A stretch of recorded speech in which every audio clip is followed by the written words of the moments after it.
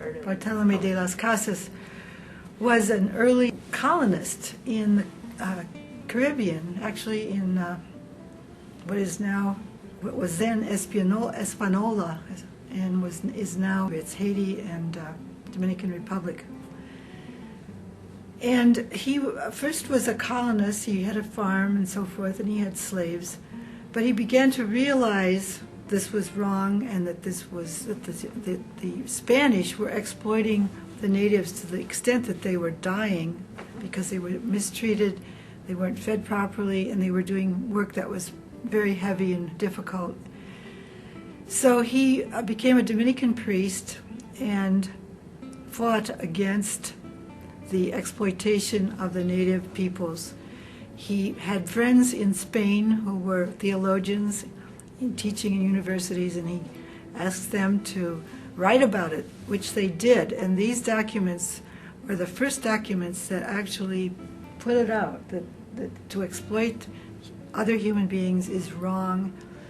The King of Spain listened, and they tried to curb the use of slaves, but it was almost impossible. In fact, it was impossible.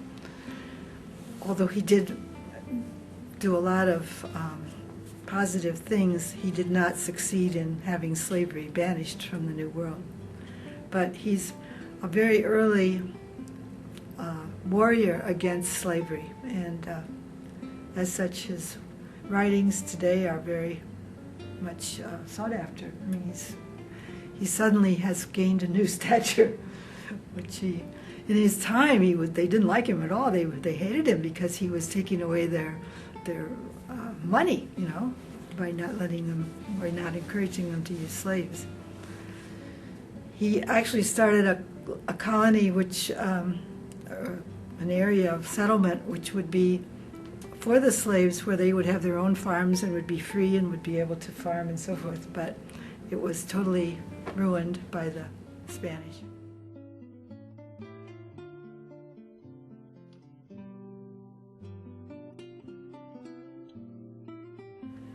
Okay, this is a woodcut print of the martyrdom of Sandro Doherty. Sandro Doherty was the pastor of a very large parish, the Santa Valley. The Santa is a river which flows down from the mountains out to the ocean. And the Santa Valley is an agricultural wonderland. They grow everything from asparagus to cotton to grapes to corn. And many peasants, many campesinos live there and farm. Sandro was a missionary from Italy, and he had the goal of building a little chapel in each small village of this valley. The valley had a main church in Santa, but all these little caseríos, as they're called, in the mountains, each one wanted to have their own chapel. So he started out building small chapels in the mountains for the people, which they appreciated and loved. The Sendero Luminoso, of course, did not appreciate the work he was doing with the campesinos and threatened him on several occasions. The one closest to his death was a big wall close to where he lived, where they wrote in huge letters, "Peru será su tumba." Peru will be your tomb.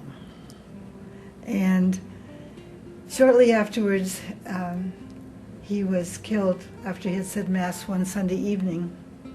His death really caused a huge loss of face for the Sendero. In other words, they did not gain any supporters as a result of this. It was a very sad thing. But he's pictured here with, in the background, he is handing over a church to the campesinos. And you see the corn, which is the big crop of the valley. In the foreground, he is saying Mass, and behind him is El Señor de Santa, which is an image of the crucified Lord, which was brought from Spain way back, probably in the 1600s, and it's in the church in Santa, and it's their treasure.